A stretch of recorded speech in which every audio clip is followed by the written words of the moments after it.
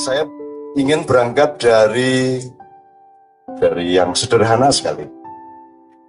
Mohon maaf kepada teman-teman yang bukan orang Jawa, tolong temukan padanan dari yang akan saya sebut. Kalau di Jawa itu ada lagu anak-anak, dolanan anak-anak itu dayo teko tau ya. Dayo teko artinya ada tamu datang. Terus beberno kloso. Jadi artinya bahasa Indonesianya kita siapkan, kita gelar tikar. Terus mulai ada problem. Di langkah ketiga ternyata tikernya sobek. Ya ada masalah nih. Terus solusinya? Nah, tiker yang sobek, tambalan jadah ditambal dengan jadah. Nah, oke. Sampai di sini dulu. Menurut Anda ini solusinya masuk akal nggak ini? Tikar sobek kok ditambal sama jadah. Banyak enggak ini tikar-tikar sobek di dalam persoalan bangsa Indonesia yang solusinya adalah ditambal jadah? Apa kedelai, apa bulog, apa berambang, bawang, apa caleg, apa segala macam kan itu sudah benar gelar tikar, ternyata tikarnya sobek, ternyata solusinya adalah tambalan jadah. Sekarang kembali ke yang mikro. Kalau tikar Anda kasih jadah untuk nambal sobeknya, terus tamunya gimana dong? Tamunya tidak mau duduk, kalau duduk dia lengket, kalau lengket dengan celananya marah nggak dia sama tuan rumah? Berarti masalahnya tambah berapa? Jadi solusi yang tidak tepat akan menambah masalah. Mungkin bisa deret hitung, kelak bisa menjadi deret ukur. Jadi ini potensi konflik antar manusia, konflik sosial tumbuh ketika solusi tidak tepat. Itu terjadi di politik, ekonomi, atau apapun saja. Tikar sobek belum diatasi, tambah masalah, jadah sama celananya tamu kita, tamunya marah dan seterusnya. Terus ternyata jadahnya, nah kira-kira tamunya murah hati apa makin marah karena jadahnya busuk? Jadi celananya bukan hanya lengket tapi juga berbau busuk karena jadahnya mambu. Jadi berapa masalahnya Mas Iswan sudah? Sudah lebih dari 4. Anda kalau punya daya asosiasi kan ini sudah langsung ingat macam-macam ini. Bagaimana cara presiden mengatasi masalah? Itu biar dikai jadah. Ya, ini tolong pakai imajinasi ya sekarang. Anda harus punya kecerdasan sosial, kecerdasan politik, kecerdasan budaya, agar supaya setiap idiom seperti ini bisa langsung Anda asosiasikan. Dan ini nggak perlu sekolah. Makin Anda sekolah, makin tidak punya imajinasi. Ya. Jadi Anda harus jadi orang yang merdeka. Kalau bahasa, mohon maaf kalau bahasa tingginya di dalam bahasa Jawa namanya sitik paningal. Sitik paningal itu penglihatan yang jernih. Puncaknya nanti namanya putus pamrikso. Putus pamrikso itu kalau dalam thariqat namanya ma'rifat. Jadi Anda melihat sesuatu itu sampai ke ufuknya secara sangat jelas. Dan di situ tumbuh orang yang membangun dan mendidik penglihatan batinnya, pikirannya, penglihatan fisiknya agar memiliki sitik paningal itu. Paningal itu penglihatan, sitik itu ketepatan dan kejernihan. Puncaknya nanti putus pamriksa, artinya sudah sampai ke ufuk, ke batas akhir dari pengetahuan batin dan pengetahuan kosmologi, kosmosofi atau apapun istilahnya. Ya, kita terusin sekarang hidayah teko. Ternyata jadahnya busuk, mambu. Terus solusinya pakai no asu coba. Gimana coba ini bangsa kita ini? Sudah nggak bisa nambal tikar, nambah masalah dengan ngasih jadah, tambah masalah lagi jadahnya busuk. Bukannya dicari solusi dari 3 masalah, malah kasih ke anjing. Sekarang anjing ikut marah, tidak ada anjing di muka bumi mau makan jadah. Coba berapa ini masalahnya jadi?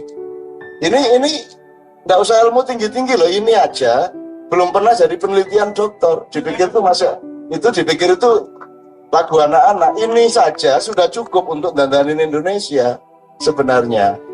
Jadi jangan sampai Anda maju melangkah lebih lanjut sebelum meyakini kepastian bahwa solusi yang Anda lakukan sudah tepat. Perkara gagal lain masalah, tapi ketepatan itu nomor satu. Maka kalau kembali ke tema-tema awal tadi, peringatan Allah atau Tuhan di kitab apapun dari Zabur, Injil, Taurat, sampai Al-Quran, sampai yang berita-berita yang tidak terekam dan tidak diregulasi atau distandarisasi secara tekstual, itu yang terpenting itu ada kalimat yang Quran merumuskannya begini, yang Anda semua sudah hafal, asa antukrihu syai'an wa huwa khairul lakum wa asa antufibu syai'an wa huwa syarrul lakum. Ini harus jadi ingatan sehari-hari Anda dalam berdagang, dalam mendidik anak, di dalam mengajar di sekolah, di dalam membaca koran, nonton TV. Anda tidak boleh tidak ingat satu kalimat dari Tuhan ini. Apa kata Tuhan? Apa yang kamu pikir itu jelek, salah sehingga kamu remehkan, jangan-jangan itu yang sebenarnya kamu butuhkan untuk keselamatan kamu. Dan apa yang kamu junjung-junjung, yang kamu sangka kebaikan, kamu sangka ini harapan dan kepahlawanan, bisa jadi itu adalah potensi bencana bagi kamu. Asa antukrihu syai'an wa huwa khairul lakum wa asa antuhibbu syai'an wa huwa syarrul lakum. Ini tolong jangan tidak diingat, karena ini penting untuk dagang segala macam. Untuk apa saja penting. Mau dagang apa kan pertimbangannya itu. Harus ada kepastian penglihatan sitik paninggal tadi. Ini bisa diparalelkan ke pertimbangan-pertimbangan yang lain dalam arti gini. Kalau tadi kan apa yang baik bagimu bisa jadi buruk, apa yang buruk bagimu bisa jadi baik. Nah sekarang kata baik dan buruk Anda ganti dengan satuan yang lain. Apa yang kamu sangka sehat ternyata tidak sehat, apa yang kamu sangka tidak sehat ternyata sehat. Atau cari kata-kata yang lain, apa yang kamu sangka cantik ternyata setelah dikawinin penuh baunya tidak karu-karuan. Bisa juga. Apa yang kamu sangka tidak cantik ternyata lebih bau lagi kan gitu. Itu terserah.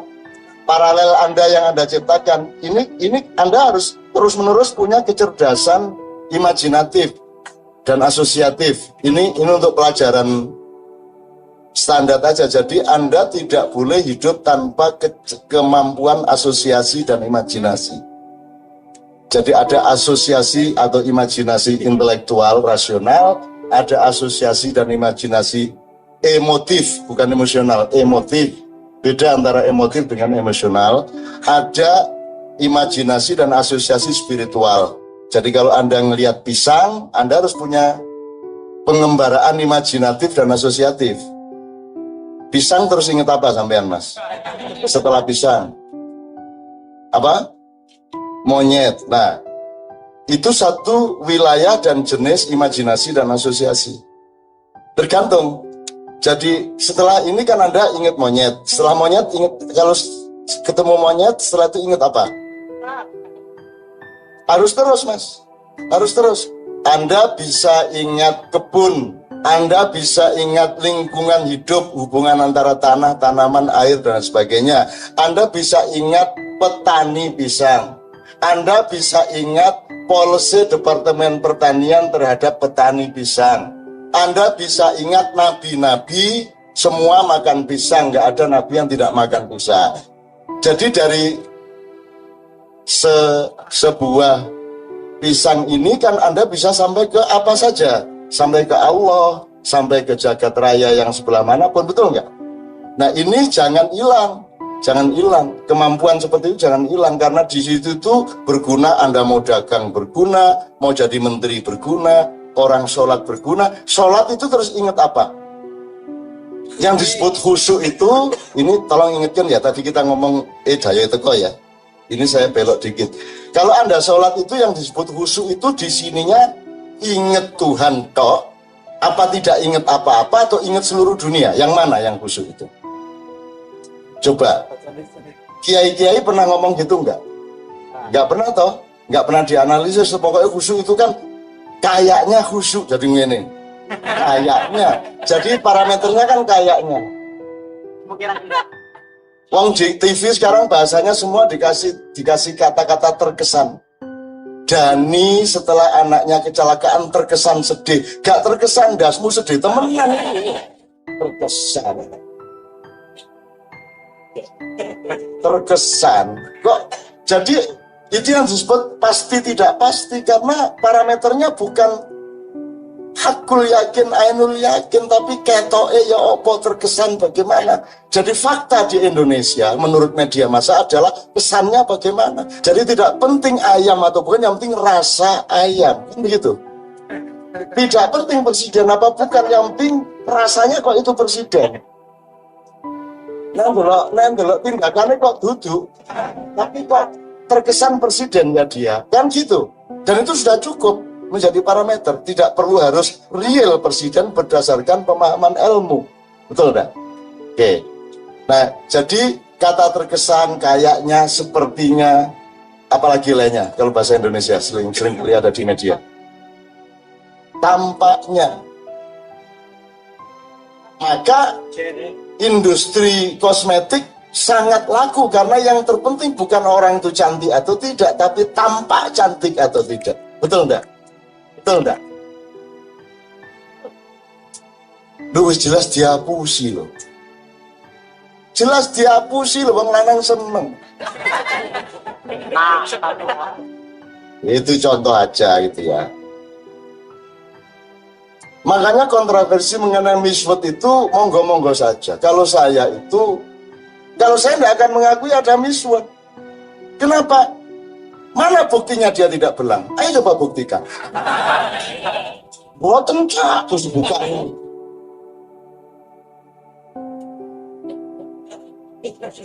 Jadi it's not a deal at all. Itu laibun walahun, masalah kecil. Loh ya apa sih? Itu dipersoalkan. Wong kehancuran moral yang luar biasa saja diizinkan dan dilegalisir. Mek soal urusan unu, nek aku unu monggo. Nah, jadi sudahlah, itu semua masalah kecil dan jangan menjadi urusan-urusan besar di dalam hati dan pikiran Anda. Dunia jauh lebih rusak daripada itu semua. Sama dengan ketika Inul diributkan dulu. Saya pas di Kairo ditelepon oleh Kompas, diminta untuk nulis, terus saya nulis pantat Inul adalah wajah kita semua. Itu ya, masih ingat tulisan itu ya. Saya ingin mengatakan, kok kayak kita ini orang alim semua. Tiba-tiba ada Inul gini-gini, terus kita terganggu banget, padahal bentino yang ngunu hari-hari itu. Oh tambah nemen loh, nah Inul masih lumayan belakangnya, liane ngarepeng. Kok kayak kita ini alim, nggak pernah buka aurat gitu loh, seolah-olah situasinya itu. Padahal ya dipletrek-pletrek no. Kadang dileponi botol banget.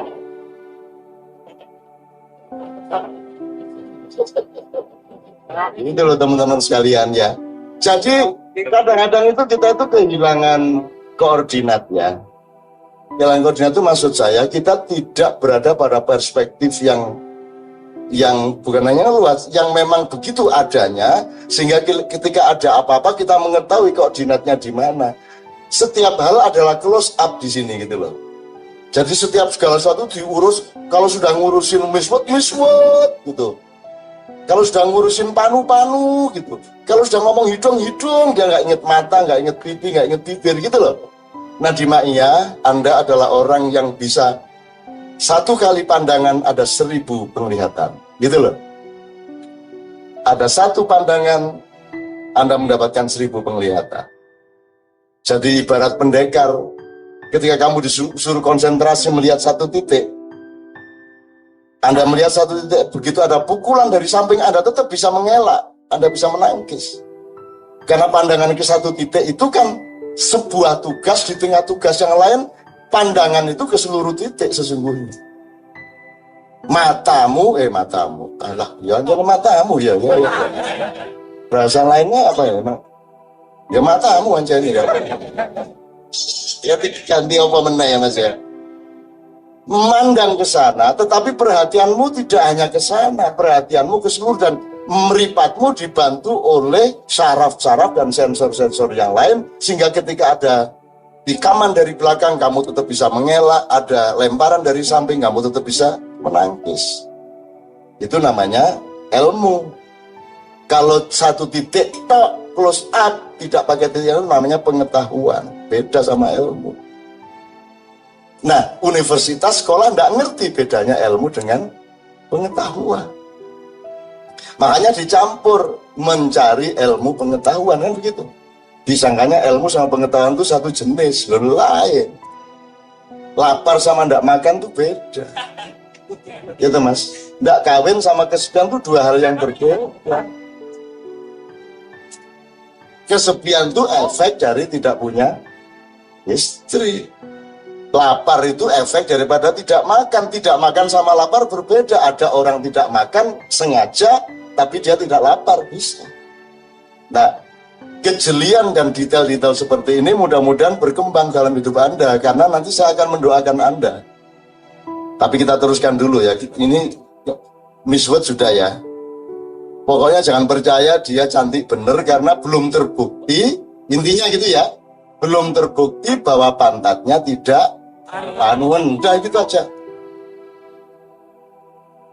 Ruwet, koyo ono opo di dunia iki, wong biyen yo gatel kabeh. Oh ala rek, terus gak opo-opo lagi jenenge menungso, makanya nanti saya akan ngomong mengenai ini waktu sedang apa dari view-nya langit. Ya, tapi tolong diingetin ya. Ini momentum apa, ini sedang terjadi apa, dan Anda harus bagaimana dari sudut perspektif langit yang melihat bumi. Bukan hanya bumi melihat dirinya, melihat langit. Tapi itu nanti kalau ada waktu. Nah sekarang kita teruskan. Asune mati. Anjingnya mati ini kan sudah masalah toh? Jadi sudah 5 apa 6 tadi. Loh, solusinya dibuang di sungai, ini merusak lingkungan lagi ya. Kita sedang cuci-cuci pagi-pagi. Ada bangkai anjing lewat, ini konflik sosial lagi. Terus ternyata kali ini banjir bisa. Ya toh? Terus buangan, loh, sudah kena banjir itu loh. Sudah kena banjir masih otaknya tuh nggak bekerja, tetap si anjing dibuang di pinggir sungai. Jadi begitulah Indonesia ini. Masalah demi masalah tidak pernah bisa diselesaikan, bahkan satu masalah bisa menciptakan 3 masalah berikutnya, 3 masalah bisa menciptakan 9 masalah berikutnya, sehingga masalah-masalah kita ini sudah tan kinoyo ngopo. Kalau kata para penyair, misalnya Gunan Muhammad, dingin tak tercatat di termometer. Oh, lah wes ah. Oh, gitu. Gunawan Muhammad sendiri tidak pernah membayangkan bahwa makna puisinya itu sampai seperti ini. Dingin tak tercatat di termometer, kan begitu. Ya toh? Jadi termometer itu wes nggak bisa mencatat tingkat dinginnya itu. Nah, jadi sekarang kita sudah deret ukur ini masalahnya. Sehingga kalau sudah deret ukur ini percepatannya ibarat musik sudah apa ini Ben? Kalau musik dengan speed tinggi itu sudah orang tidak bisa fokus lagi. Orang sudah tidak mengerti lagi. Sudah tidak punya pengendapan atau sublimasi untuk melihat masalah-masalah dengan jernih. Itu loh. Secara ilmu sudah cukup ya, bahwa masalah kalau tidak diselesaikan akan seperti itu. Nah, supaya dipercepat, saya coba kasih bukan paralel, tapi komparasi. Di Jogja, sedang akan dipentaskan oleh rekonsiliasi semua seniman Jogja tanpa berkecualian. Dari seluruh seniman, dari yang modern, tradisional, dari bidang apa saja, itu mementaskan satu pementasan yang yaitu mencari solusi terhadap deret ukur permasalahan Indonesia. Akhirnya didiskusikan oleh mereka, terus mereka mengambil lakon wayang, karena wayang ini sebenarnya simbolisasi dari berbagai hal, baik karakter maupun jenis permasalahan dari umat manusia, terutama manusia Jawa dan Indonesia. Maka mereka memilih lakon Sumantri Sukosrono.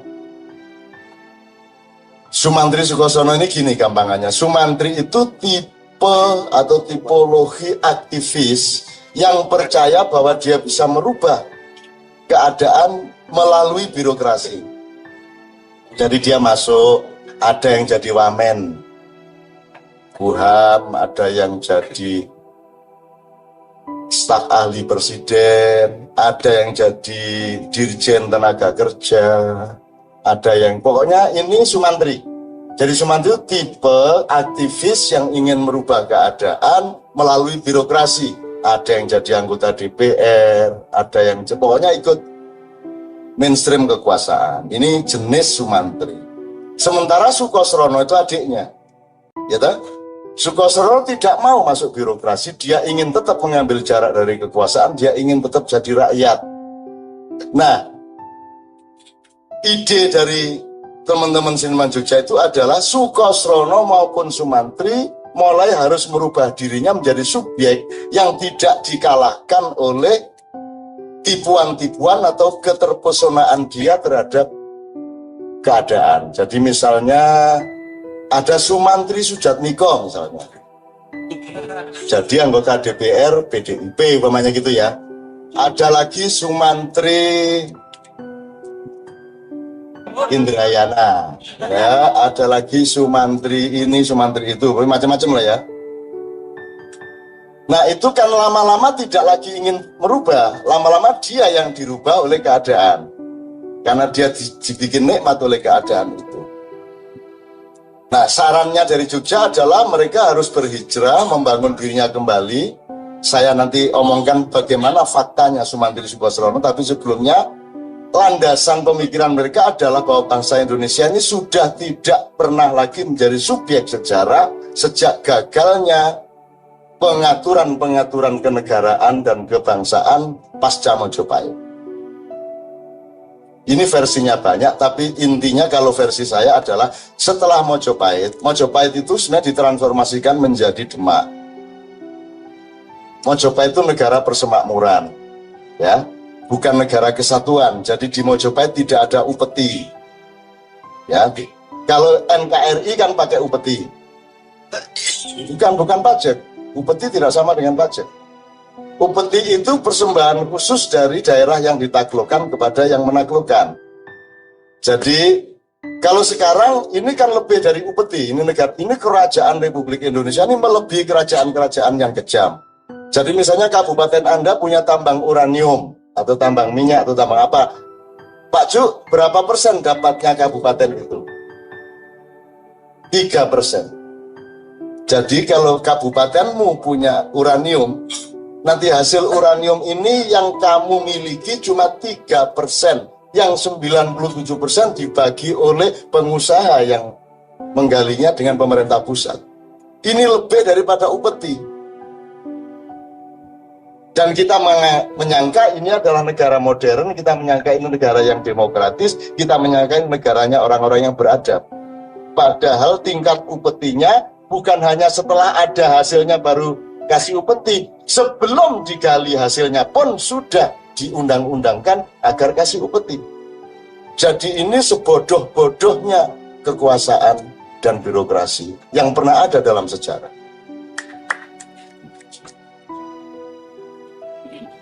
Ditepuk tangani karena disyukuri atau karena prihatin ini monggo. Tapi paling pol 3,5%. Itu pun setelah dimiliki oleh daerahnya untuk siapa? 3,5%, untuk rakyatnya atau birokrasinya?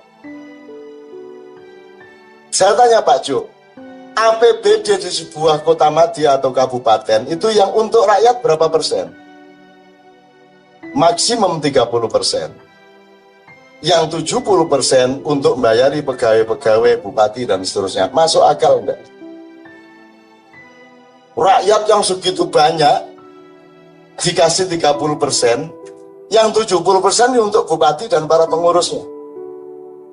Dan kita mengaku ini adalah negara modern yang beradab. Negara demokrasi yang tidak akan kita rubah demokrasinya. Faktanya seperti itu. Tapi saya nggak akan memperpanjang ini.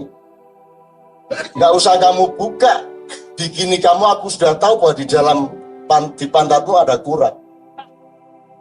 Kalau saya kembalikan ke idiom Miswet tadi. Oke ya, oke, saya teruskan.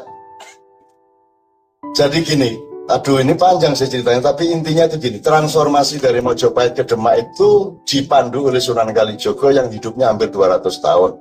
Tapi beliau dalam tanda petik sudah berhasil sebagai pelaku, tapi hasilnya atau outputnya tidak seperti yang beliau bayangkan. Jadi Demak itu juga persemakmuran. Jadi di Mojopahit dulu ada namanya upacara Kendi Emas. Kendi Emas itu gini, 35 hari sekali. Itu raja-raja dari mana-mana yang tergabung di dalam persemakmuran Mojopahit itu datang ke Trowulan. Terus mereka melingkar. Terus Raja Mojopahit, Hayam Wuruk dan pengganti-penggantinya itu mengeluarkan kendi dari emas isinya air. Kemudian dipersilakan setiap raja itu minum, terakhir baru Raja Mojopahit yang minum. Dan waktu itu bentuknya tidak seperti NKRI sekarang. Jadi waktu itu ada kepala negara, ada kepala pemerintahan. Jadi Hayam Wuruk itu raja atau kepala negara, Gajah Mada itu Perdana Menteri atau kepala pemerintahan. Dan itu jauh lebih modern, luar biasa jauh lebih modern dibanding NKRI yang kepala negara sama kepala pemerintahan dirangka. Jadi di Indonesia ini Tuhan sama manusia jadi satu. Yang ngawasi sama yang diawasi menjadi satu lembaga. KPK itu lembaga pemerintah, maka yang melantik adalah presiden. Padahal presiden adalah orang nomor satu yang harus diawasi oleh KPK. Nah terus ya apa caranya KPK ngawasi wong dhek sing nglantik? Dan mereka mengaku ini negara modern, negara demokratis, negara yang paling pintar dan rasional. Tuh, nah kemudian ada konflik. Demak ada konflik antara Sunni dan Syiah. Misalnya yang Ahlus Sunnah wal Jamaah itu Joko Tingkir. Kalau yang Syiah itu Aryo Jipang atau Aryo Penangsang. Dengan segala tetek bengeknya. Kemudian ada pertentangan antara Islam Jawa dengan Jawa Islam atau Islam santri dengan Islam abangan. Tuh, ada konflik lagi antara kaum kaum priayi yang merasa berhak meneruskan kerajaan Mojopahit tapi tidak mendapatkan haknya sehingga mereka bertentangan terus. Jadi ada multi konflik. Jadi bersilang-silang konfliknya, dan itu coba diatasi oleh Sunan Kalijogo dan diwakili, diasisten oleh Sunan Kudus, tapi sampai akhir hayat beliau tidak berhasil. Padahal luar biasa yang dilakukan oleh Sunan Kalijogo. Metodenya sangat kultural, sangat arif, metodenya sangat taktis, sangat strategis, sangat tidak menyakiti, sangat kemanusiakan, tapi toh gagal. Sampai akhirnya menjadi tanggung di masa Pajang, dan kemudian menjadi lebih buruk lagi di masa Mataram, karena Mataram bukan lagi negara persemakmuran, tapi negara kesatuan Republik Mataram, NKRM, yang kelak menjadi NKRI. Loh kenapa kalau kesatuan? Kalau persemakmuran itu ada otonomi dengan formula yang sebaik-baiknya. Kita sekarang punya otonomi tapi belum ada formulasi yang benar. Dan Pak siapa yang bikin otonomi dulu yang ide pertama? Pak Rias Rasid juga tidak kemudian memandu. Tidak tahu sekarang beliau di mana. Itu ya.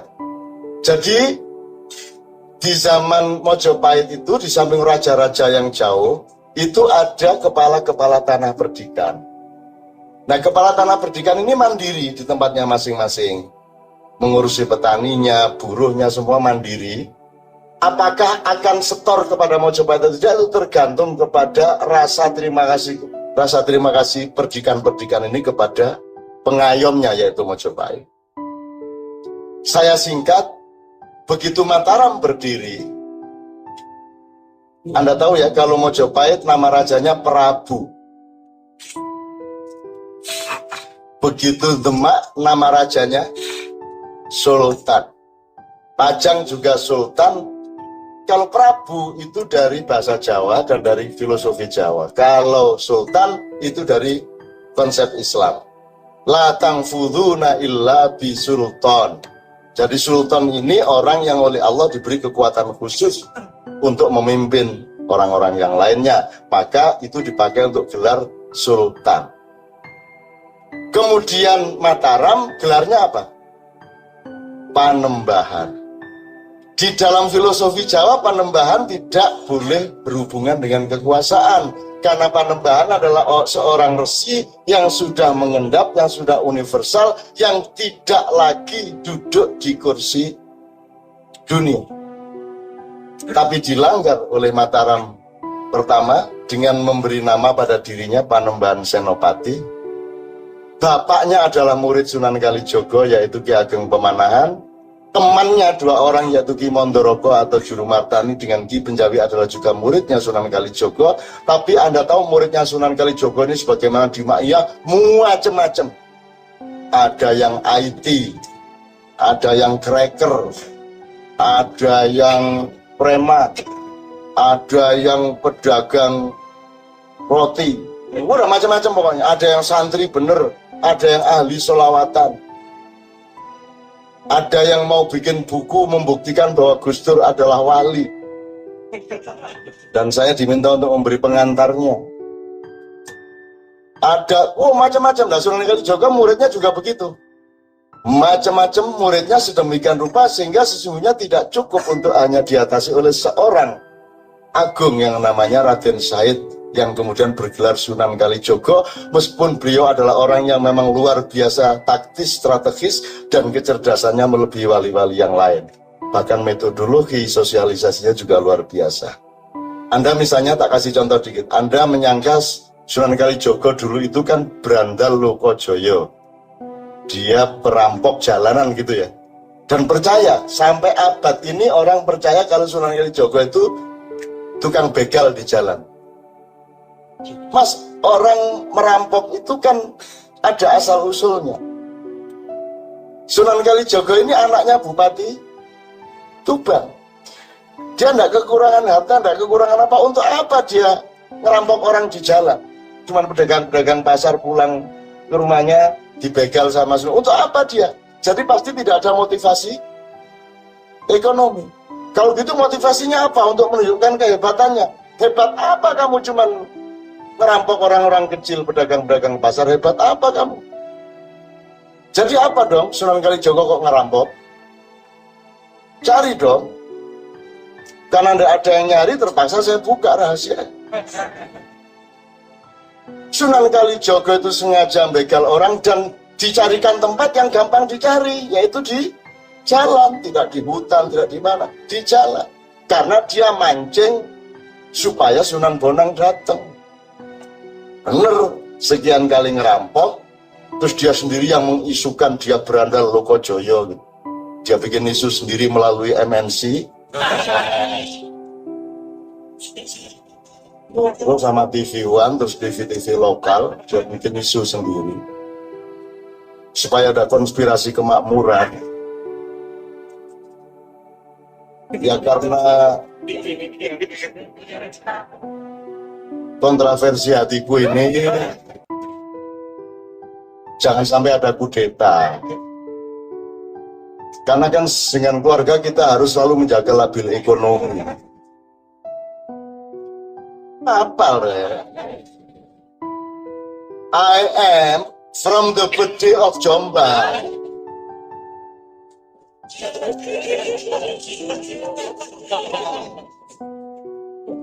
Ya apa, aku ini pengamat budaya, Rek. Yang pasti saya hafal tuh yang paling hebat dan yang paling konyol. Itu pasti harus saya hafal. Nanti yang termasuk yang mana, monggo. Kalau lukisan tuh ada lukisan baik, ada lukisan buruk. Gitu, ada lukisan baik, ada lukisan buruk. Ada yang ketiga yang Anda belum tahu. Buruk aja belum. Lukisan ini disebut buruk saja belum pantas. Lukisan loh ya. Ada orang yang begitu. Ada orang pinter, ada orang bodoh. Ini bodoh aja belum. Itu. Ini loh ya. Tapi suaranya anak loh. Ada yang ster, ada yang bodoh, ada yang tidak bodoh aja belum. Nah, monggo. Bagaimana aplikasinya itu Anda masing-masing. Ya.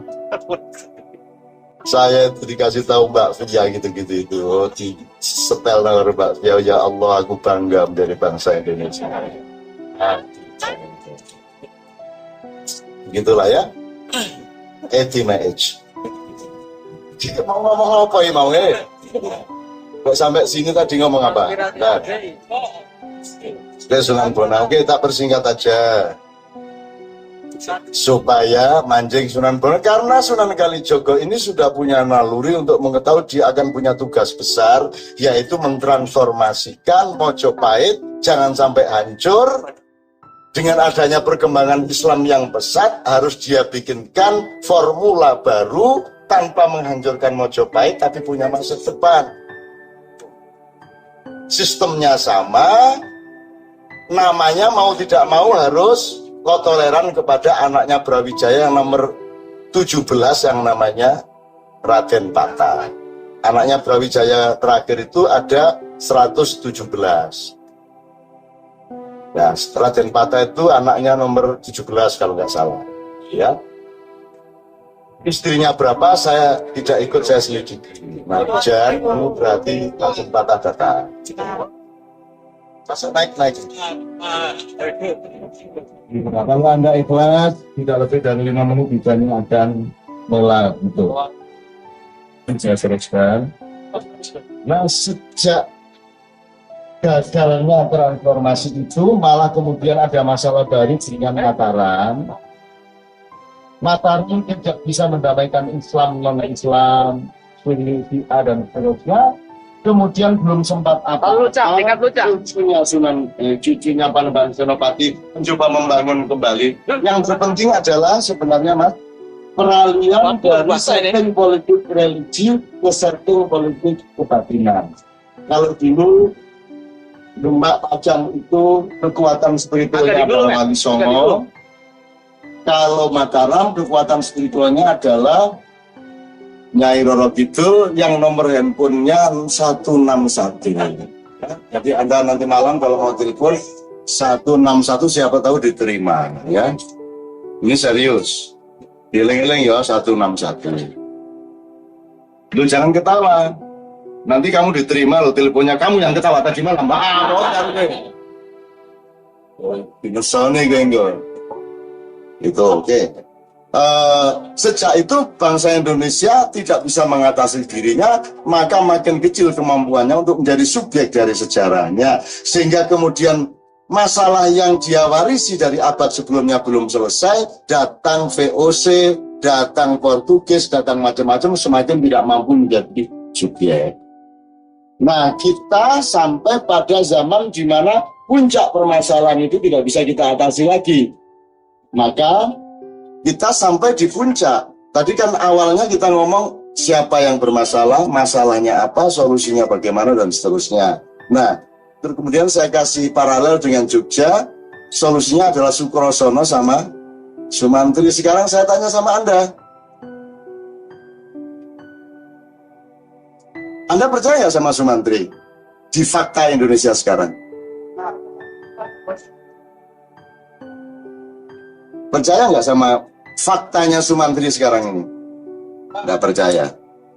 Dari dulu ini ada Mas Agus AA ini ya, dari dulu aktivis di tempat saya di Patang Puluhan, sekarang dia mimpin koran di Kerawang, dulu dia tokoh PBB di Bekasi. Dia tahu persis bagaimana teman-teman dia ada yang milih jadi aktivis partai atau masuk pemerintahan, ada yang menjadi pengusaha swasta, ada macam-macam di antara para aktivis. Ada yang HMI, ada yang GMNI, semua kan bareng saya dulu. Saya tidak ada masalah dengan GMNI, saya tidak ada masalah dengan siapapun saja. Pokoknya semua pertumbuhan saya dukung. Betul, apa saja tumbuh itu saya dukung. Betul. Kecuali perut. Oke ya. Nah, Sumantri, Anda sedang ragu-ragu ini.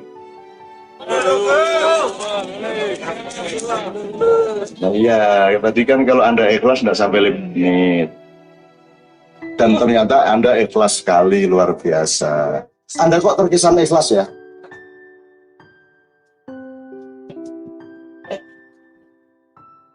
Nyaris ikhlas. Sekarang menurut Anda, Sukosrono yaitu aktivis atau orang yang punya cita-cita untuk memperbaiki keadaan negara dan bangsanya, yang tetap tidak mau berada di dalam pemerintahan tapi mengambil jarak swasta, dia menjadi manusia otonom dan independen di luar, itu menurut Anda masih bisa dipercaya nggak sekarang? Enggak juga, menurut Anda. Sebenarnya kalau saya punya asumsi gini, kayaknya sih Sukrosono sekarang tuh pada pengen jadi Sumantri semua loh. Bener nggak? Nah, jadi justru Sumantri adalah figur yang dicita-citakan oleh para Sukosrono sekarang ini. Betul nggak? Gampangannya kalau mau agak detail, semua orang ingin ikut ngerampok, bener nggak? Selama belum bisa ngerampok, ya dia ngemis dulu loh. Tapi begitu bisa terdaftar sebagai perampok, ya dia ngerampok. Nanti kalau sudah out, tidak menjadi perampok, dia akan ngemis lagi. Maka setiap perampok ingin mengusahakan agar pejabat berikutnya di kursi dia adalah orangnya dia. Betul nggak? Supaya rampokannya konstan.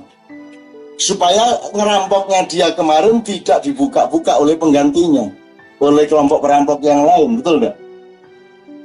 Itulah sebabnya setelah saya jadi bupati, besoknya istri saya. Setelah itu periode berikutnya besan saya. Berikutnya lagi anak saya, ponakan saya, dan seterusnya. Tuh.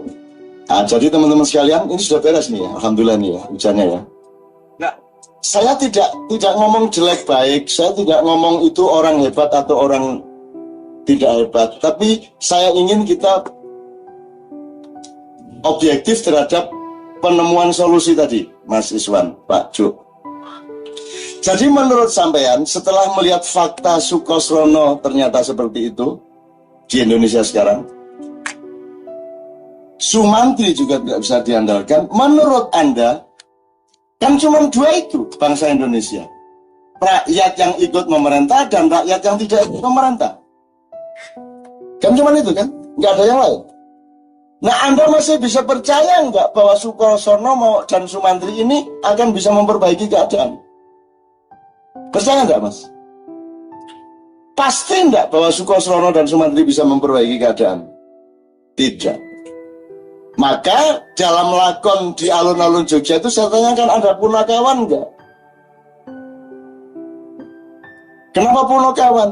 Loh, karena punakawan ini yang membatalkan struktur vertikal dari kepriyaian filosofi Jawa.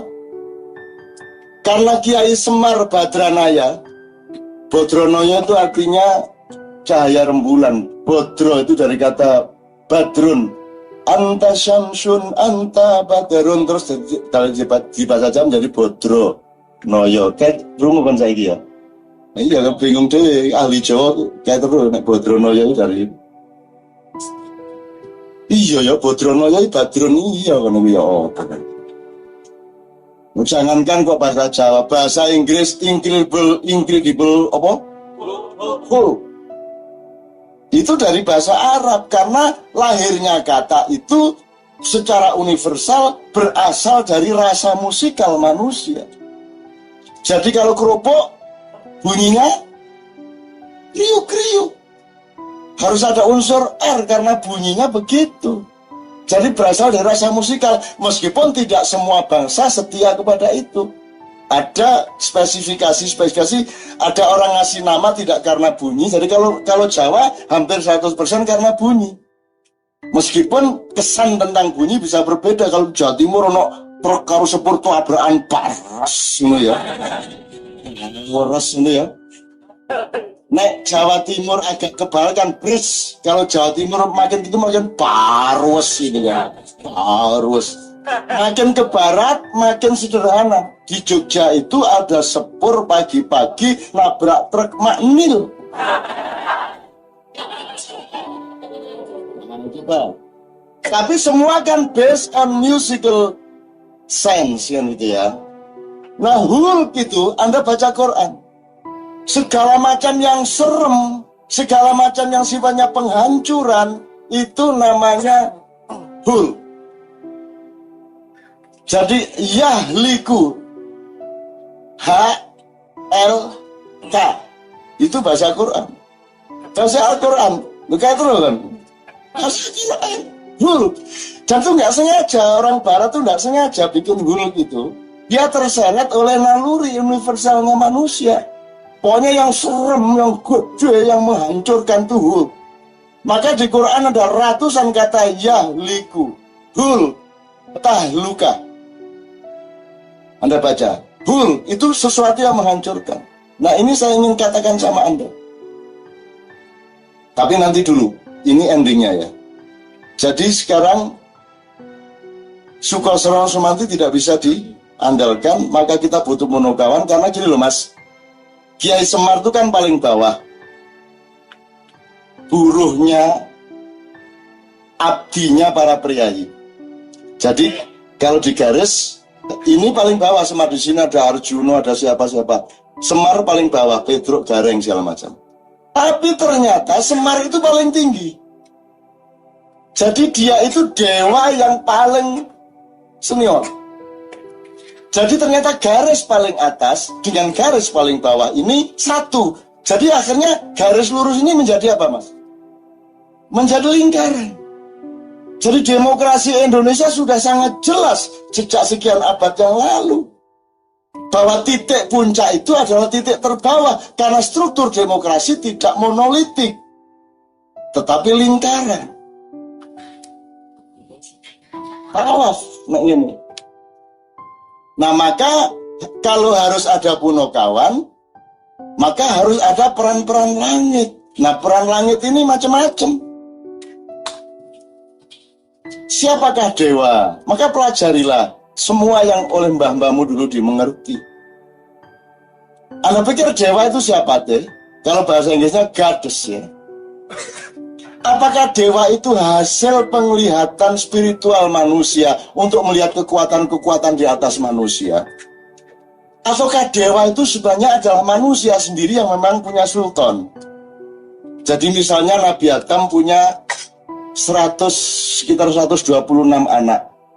Kembar semua kecuali 2 orang. Yang 2 orang ini satu sis, satunya lagi. Siapa Andre? Kau nggak pasti kok pas sarasean karo anak-anak Nabi Adam nggak?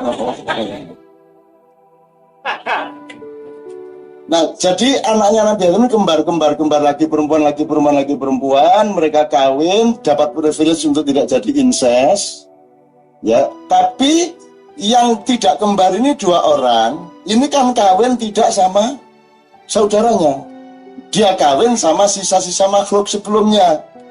Kalau dalam ilmu pengetahuan ada Homo sapiens, Homo erectus, ada Cro-Magnon, segala macam.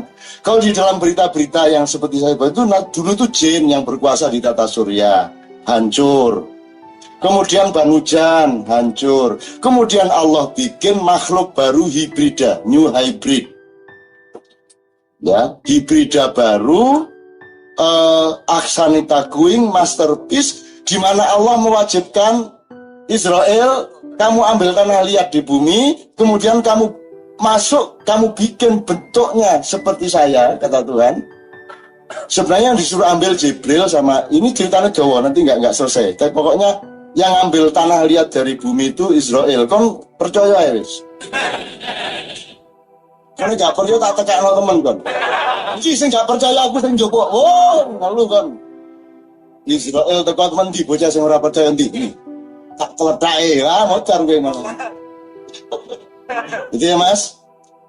Karena Jibril gagal, dihalangi oleh iblis, karena iblis itu sudah oleh Allah disuruh meneliti bumi. Kenapa kok jin gagal, Banujan gagal? Iblis sebagai yang paling senior dari doktor langit, profesor langit, disuruh meneliti. Ketika iblis meneliti di bumi, waktu itu belum iblis dia fungsinya. Dia masih Kanzul Jannah, dia masih Al-Qosi, Ar-Roki, As-Sajid, dia masih gelar-gelar paling tinggi, paling mulia ada pada dia. Dia paling senior di atasnya Jibril. Dia disuruh meneliti di bumi, tapi begitu dia sampai di bumi, iblis merasa nikmat dan tidak mau kembali ke langit. Karena dia sendiri punya ide bumi seharusnya dibeginikan. Karena dia tidak mau ke langit, Tuhan sendiri punya ide, akhirnya Jibril suruh ambil tanah liat. Terus gagal karena takut sama iblis, pekewo sama iblis. Mikael gagal, Israfil gagal, akhirnya Israel yang nekat ngambil tanah liat.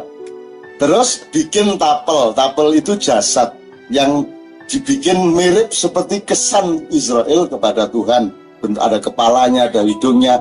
Kemudian setelah jadi, Tuhan bilang, sudah kamu masukkan seluruh unsur jagat raya di dalam diri Adam. Terus diteliti lagi, semua yang pernah ada di jagat, itu unsur zat dasarnya ada di dalam Adam.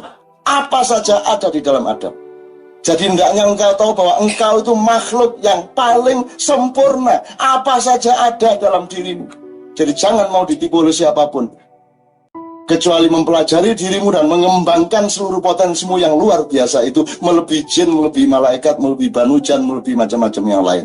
Termasuk tidak usah takut sama Dajjal, tidak usah takut sama siapapun, karena kamu hibrida baru yang luar biasa lengkap. Begitu lengkap diteliti, Tuhan bilang ya sudah saya verifikasi, sudah oke. Oke, sekarang taruh sini, kata Tuhan. Sekarang saya akan tiup roh, akan aku tiupkan rohku ke dalam tubuh Adam.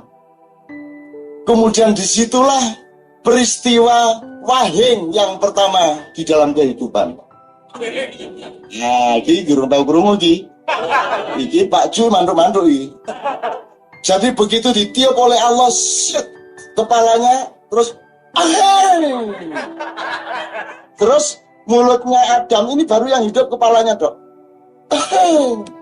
Alhamdulillah, mulutnya Adam mengucapkan Alhamdulillah. Semua malaikat mengucapkan Yarhamukallah. Terus Adam mengucapkan lagi Yahdikumullah wa yuslihu balakum. Tapi masih nggak cecer gini, hanya kepalanya tok yang hidup. Terus Tuhan meniup lagi, fuh, Alhamdulillah, Yarhamukallah, Yahdikumullah. Terus hidup dadanya dan perut. Jadi pertama intelektualitasnya yang dihidupkan, yang kedua spiritualitasnya yang dihidupkan, wahing yang ketiga yang dihidupkan adalah syahwatnya. Dari bawah perut ke bawah. Dari mana ini bukunya? Kafir menengah Iban Melo. Nah, gitu Mas Yayan ya. Saya ceritakan ini supaya Anda tahu. Nah, kemudian anak Adam turun-temurun. Dalam wayang disebut anak-anaknya Adam dan cucu-cucunya Adam disebut Sang Hyang. Jadi kalau Sang Kuryang itu Sang Guru Hyang. Jelas ya? Sang Guru Hyang. Jadi Anda jangan salah sangka kepada berita pop mengenai Sang Kuryang. Harus Anda pelajari. Di sini tidak ada Sunda, tidak ada Jawa. Jauh lebih tua daripada Sunda Jawa. Yang merupakan sentimen 6 abad terakhir sekarang ini. Kita ngomong sesuatu yang lebih universal, yang lebih sejati. Nah, ada Sang Hyang Sis. Nabi Sis kalau dalam Islam. Sis ini punya anak Yazid Anwar, Yazid Anwas. Yang satu menurunkan manusia yang diasuh oleh Semar, yang satu diasuh oleh Togop. Nah, gampangannya gitu. Ini boleh Anda sebut simbolisme, boleh Anda sebut beneran. Tapi yang ingin saya katakan kepada Anda bukan itu terserah mau percaya atau tidak. Tapi saya ingin katakan sama Anda, setelah ada akselerasi populasi dari Adam ke anaknya, cucunya, dan seterusnya, kelengkapan-kelengkapan itu kemudian terdistorsi. Ada yang A, B, C, D, E, F, G lengkap, ada yang bangsa yang kemudian yang tumbuh cuma A, B, C tok, ada bangsa lain cuma D, E, F tok, ada yang C, D, E tok. Nah, saya ingin bilang sama Anda bahwa manusia Nusantara ini adalah satu-satunya bangsa yang tingkat kelengkapannya paling tinggi di antara semua anak cucu Adam. Anda tepuk tangannya menunjukkan bahwa Anda tidak yakin-yakin amat dengan pernyataan saya, betul enggak? Terserah, enggak apa-apa. Tapi masukkan itu menjadi filemu untuk supaya kamu tahu suatu hari, iya ya, saya lengkap ya saya. Gini bisa, gitu bisa. Pas sembayang-sembayang, pas nyolong-nyolong. Ya kan? Pas korupsi-korupsi, pas umroh-umroh gitu kan. Pokoknya ada seksi masing-masing gitu kan. Tapi pokoknya Anda punya kelengkapan yang luar biasa. Coba pelajari. genetik, ginekologi, coba pelajari sosiologi, pelajari antropologi, Anda lihat kelengkapan Anda. Kenapa Anda terpuruk? Justru karena Anda lengkap. Dan sudah 6 abad ini tidak bisa memaintain kelengkapannya. Tidak bisa menjadi subjek dari dirinya sendiri. Mending orang cuma dagang soto, konsentrasi ke soto jadi besar. Daripada Anda bisa apa saja, dagang soto bisa, ngojek bisa, makelaran bisa, akhirnya nggak jadi semua. Nah itulah bangsa Indonesia. Wong bikin negara kok ikut pasar bebas. Lo kalau pasar bebas nggak usah negara, ayo bebas aja. Pasar bebas kok nganggo negara. Gunanya negara itu untuk membatasi pasar bebas supaya tidak menghancurkan rakyatnya. Maka harus ada regulasi ekonomi, harus ada pengaturan harga, harus ada pembatasan impor dengan berpedoman supaya petani kita sendiri harus ditumbuhkan. Wong Brambang gak ono, Deli gak ono kok malah impor. Mestinya kan menumbuhkan kemampuan kita sendiri. Gitu loh. Nah, jadi teman-teman sekalian, solusinya tadi ternyata Sukosrono Sumanti tidak mampu, kita harus ngomong mengenai kemungkinan dari kemampuan-kemampuan yang lebih tinggi dari kita. Maka sekarang ada nggak yang ingin bermimpi ditemuin oleh Rasulullah? Hampir semua kan. Sekarang kalau nggak Rasulullah, cuman yang datang cuman Amr bin As mau tak? Wes nggak Amr bin As wes Gus Dur wes mau tak? Mau. Jalan nggak usah Gus Dur, Mbah Surip wes alhamdulillah wes Mbah Surip wes. Temani Mbah Surip seneng tak mas? Saya nggak ngomong Rasulullah, nggak ngomong Mbah Surip, nggak ngomong. Yang ingin saya omongkan adalah, betulkah Anda tidak hidup bersama mereka lagi? Betulkah mereka tidak bersama kita lagi? Mereka tetap bersama kita. Masalahnya Anda tidak pernah dididik untuk mengembangkan kepekaan dan pengetahuan untuk kontak dengan mereka. Betul tak? Kalau saya ngomong gini katanya kelne, tapi cita-citanya ditemui Rasulullah. Akhirnya itu Rasulullah betul ya, terkesan seperti Rasulullah. Iya. Kalau memang Rasulullah bisa menemuimu, kamu juga harus mau membuka kemungkinan bahwa yang bukan Rasulullah juga bisa menemui kamu. Lepas dari itu halal atau tidak. Karena ada 3 macam orang yang katanya sudah meninggal tapi bisa ketemu sama Anda. 1, karena kualitasnya lulus, dia kapan saja bisa menemui Anda. Nomor 2, yang oleh Allah dibilang tidak lulus tapi masih punya kemungkinan untuk melakukan mengulang, sehingga dia mencoba meneliti lagi dan melakukan deteksi lagi. Yang ketiga adalah orang yang sudah pasti tidak bisa mendapatkan jatah untuk datang ke kita lagi, tapi dia memaksa karena dia tidak pernah puas di dalam hidupnya. Nah itu yang disebut hantu. Itu yang disebut yang ganggu di rumah Anda. Itu yang disebut di pojok-pojok sana, di bawah pohon. Itulah mereka orang-orang yang tidak punya hak untuk kembali ke kita, tapi mereka terus memberontak karena roketnya ketika meninggal itu ke sana, dia akan tetap di sana. Pojok takon, ini dari kitab apa, Cak? Yo kitab mbahmu. Karena kita apa sebenarnya, aku percaya jibun, nggak percaya buahmu. Nah, terakhir, gini. Teman-teman sekalian, dari seluruh kemungkinan, karena Sukosrono Sumantri, sekarang Tiwi Kromo saja, Kresno Duto saja, itu belum tentu efektif untuk keadaan Indonesia sekarang. Tiwi Kromo itu Anda menjadi seolah-olah besar, terkesan raksasa. Jadi negosiasinya gagal, Kresno keluar dari keraton Astina, terus dia keluar menjadi raksasa besar, kan gitu kan? Nah, ketakutanlah si Duryudono dan adik-adiknya yang 99 orang, akhirnya dia mau menuruti rekonsiliasi dengan Pandawa. Nah, sekarang kan Pandawa sedang terusir, dan dia sedang ada yang berjudi, ada yang terkapar-kapar di hutan, dan lain sebagainya. Maka, teman-teman sekalian, sekarang ini adalah saat di mana Anda tidak peduli Anda tahu apa tidak masalah di Indonesia. Tidak peduli apakah Anda ini orang Indonesia atau bukan. Tidak peduli apakah Anda ini setuju sama pemerintahan atau tidak. Tidak peduli apakah Anda ini suka menjadi bangsa Indonesia atau tidak suka saat ini dengan fakta-fakta yang seperti ini. Tidak peduli apapun perasaan Anda dan pendapat Anda. Tapi ada satu yang pasti. Sekarang ini Anda harus merenung dan siap mengambil keputusan-keputusan yang mendasar dalam hidup Anda. Jangan lewat waktu. Apa itu masalah keluargamu, masalah dirimu, masalah bangsamu, tapi sekarang adalah saat di mana harus menyiapkan diri untuk mengambil keputusan-keputusan mendasar. This is about a time. Ya, ini sekarang big deal. Your life is a real big deal sekarang ini. Pikirkan kembali semua urusanmu dan jangan sekilas-sekilas. Sekarang ini Anda harus mengambil keputusan. Ya, keputusan Anda boleh salah, boleh tidak salah. Tidak penting apakah itu efektif atau tidak, tapi Anda harus jujur dan tegas kepada urusanmu. Itu masalahnya. Nah, gelombangnya sekarang semua begitu. Tadi saya bilang sama Mas Wan, ini sedang ada energi yang sangat bagus turun dari langit malam hari ini. Anda rasakan, Anda sehat di dalam sakit Anda sekarang. Anda jernih di dalam keburaman Anda. Rasakan aja. Anda sekarang penuh semangat di dalam keputusasaan Anda. Jadi fakta Anda sebenarnya fakta yang menggelisahkan. Tapi kok rasanya kok saya kok oke ya gitu. Ya, rasakan. Sekarang sedang turun itu. Dan Anda dibantu Tuhan untuk mengambil keputusan-keputusan besar.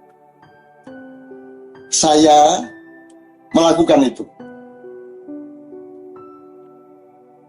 Dari tanggal 28 September di Katipiro, saya akan nanggap wayang.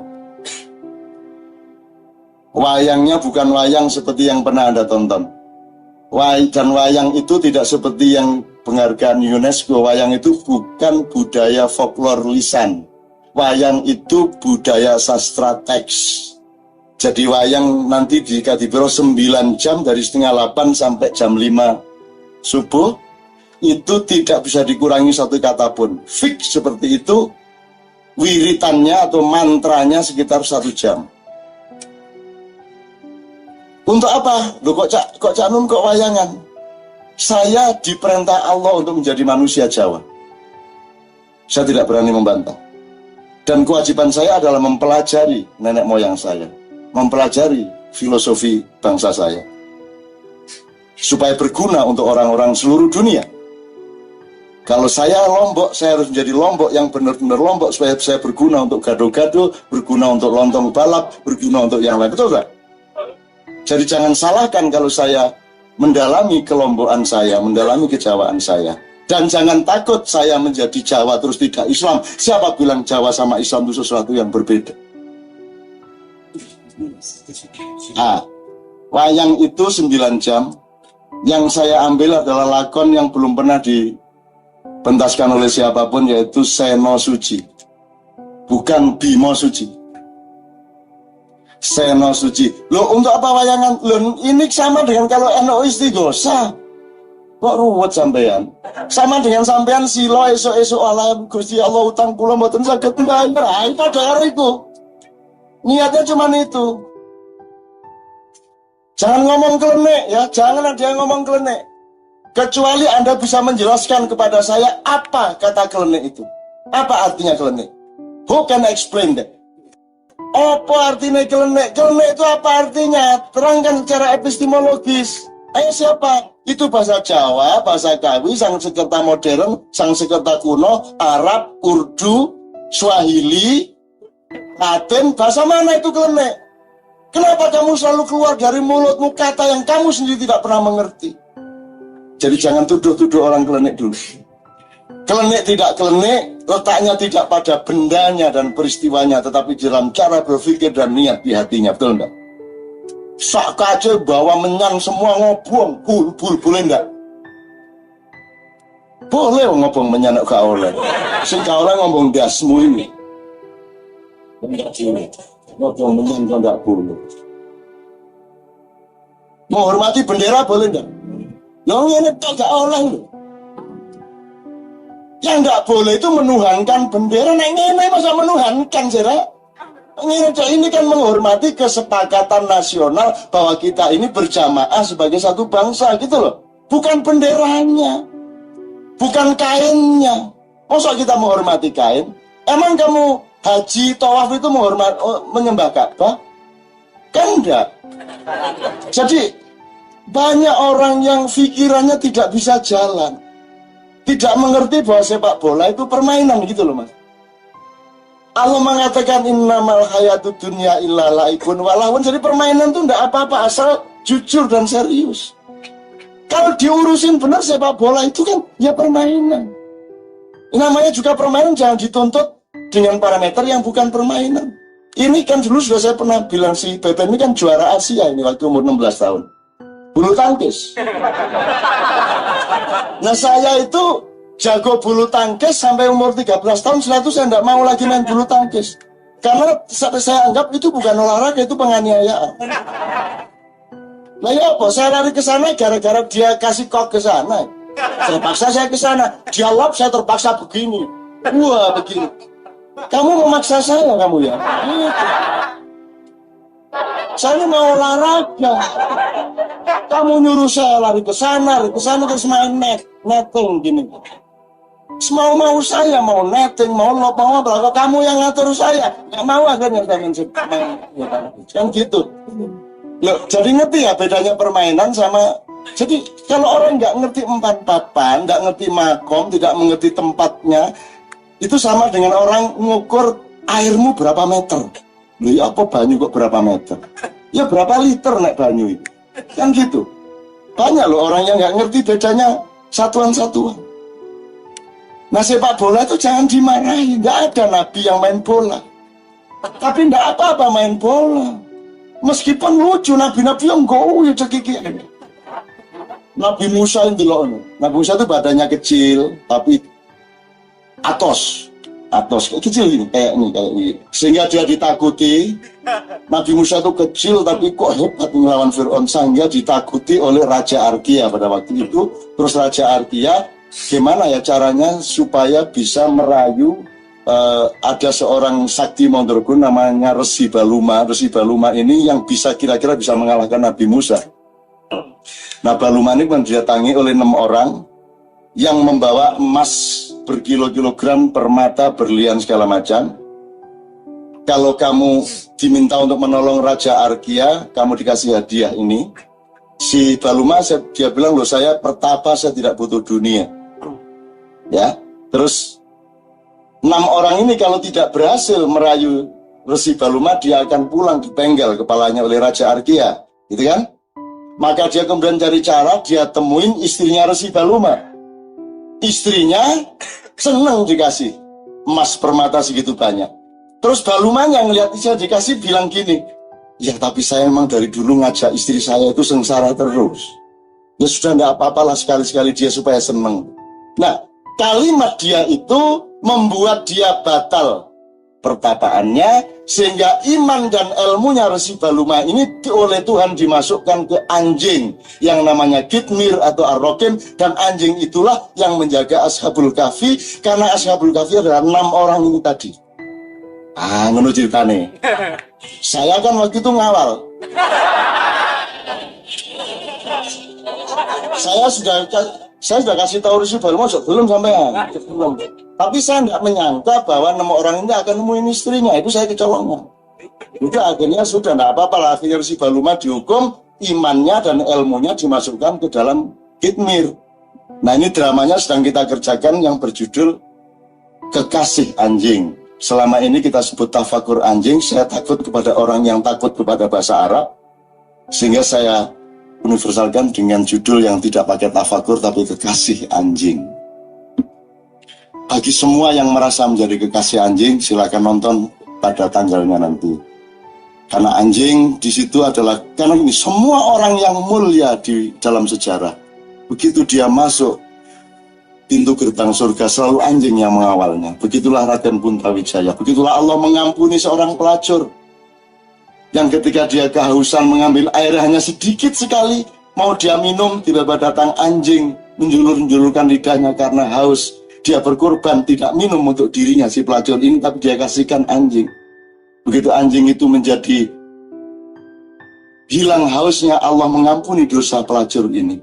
Karena dia memberi minuman yang sangat dia butuhkan kepada si anjing. Anjing itu bapaknya sang guru Hyang. Oke. Ya, itu sangat tidak mengherankan. Jadi Anda jangan pakai frame Anda lah kalau memahami hidup ini. Belajar terus lah, framemu bisa berubah tiap. Dan sekarang ini in about time to change. Anda harus mulai mengambil keputusan supaya Anda bisa menghancurkan dirimu yang sekarang menjadi dirimu yang besok. Relakan beras. Apa kehilangan beras? Karena jadi nasi. Gitu loh. Yang disebut yaumul qiyamah itu adalah kehancuran beras, kebangkitan nasi.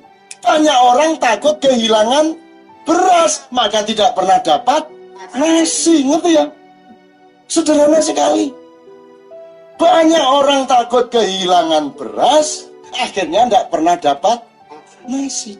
Jadi Anda jangan takut, yang namanya ruwatan dalam bahasa itu artinya penghancuran, tahlukah dalam bahasa Al-Quran. Penghancuran. Kamu harus berani menghancurkan dirimu yang hari ini supaya engkau menjadi dirimu yang besok pagi. Kalau kata Krishnamurti, engkau mati setiap detik dan engkau lahir pada detik berikutnya. Ngono lho rek ceritane rek. Nah, jadi dan ini waktunya sangat strategis untuk itu, Mas. Sambil nanti saya akan melansing dibukanya Quran kuno yang ada di tangan saya untuk diupacarakan bahwa kita ingin menjalankan amanat untuk memelihara Quran sing wis protol-protol, Mas. Quran tulisan tangan yang kuno banget lah, gitu ya.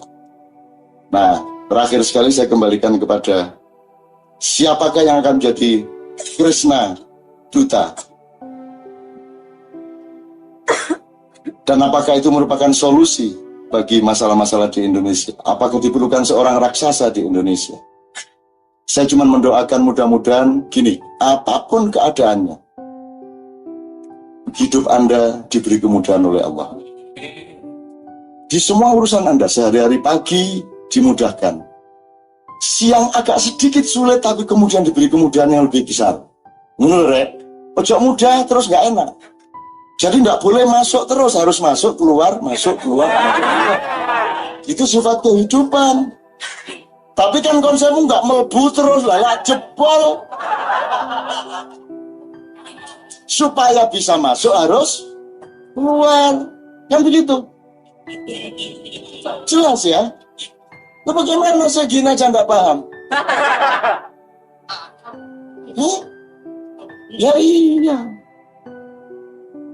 Kalau Anda tidak mau keluar, tidak bisa masuk. Tapi kan konsepmu kan masuk, Dok. Nah, itu salah ndek ngono iku. Jadi tidak hanya mudah, tapi juga kemudahan itu justru pada momen tertentu dibangun oleh kesulitan. Maka innamal usri yusra.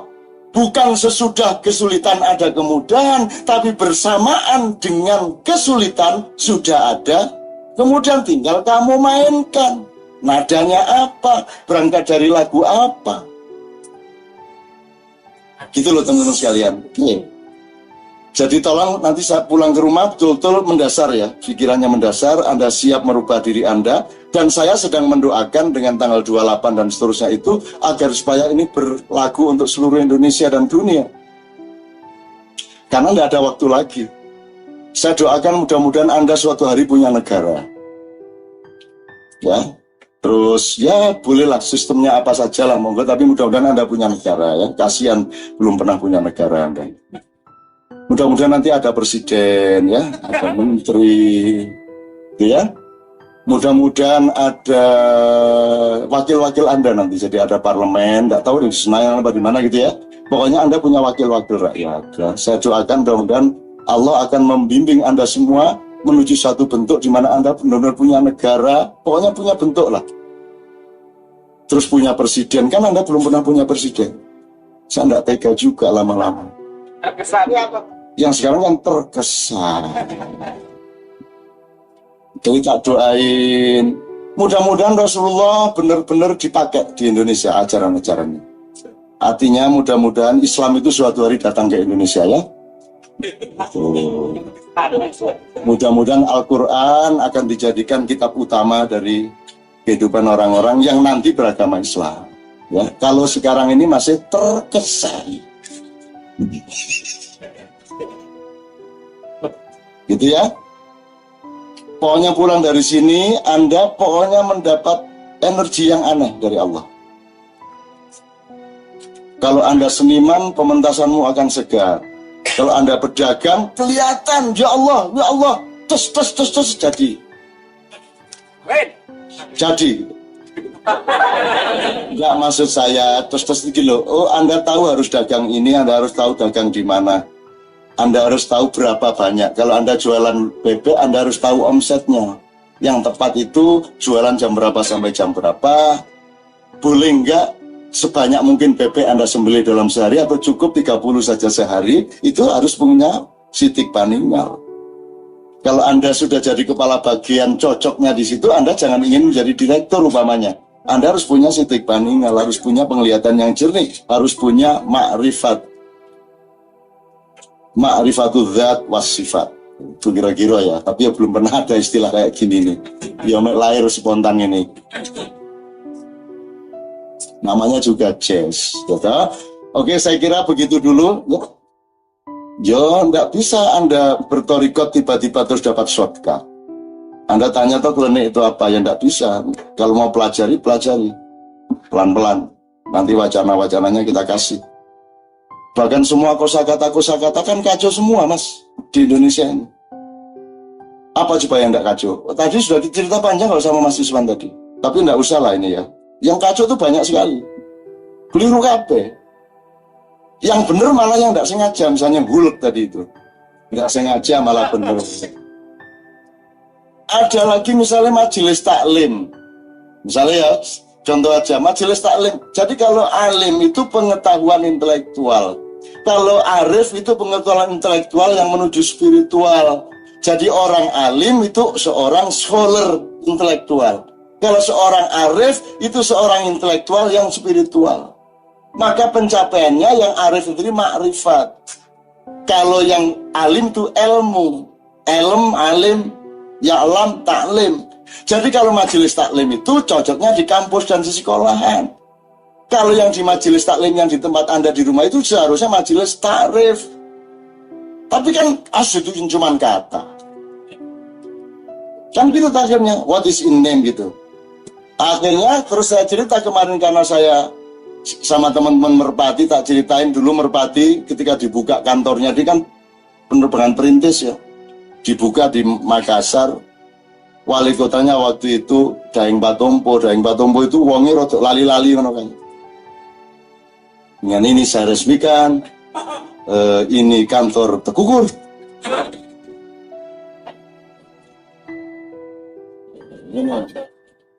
Terus ajudannya nyenggol, Merpati Pak, saya malah burung juga.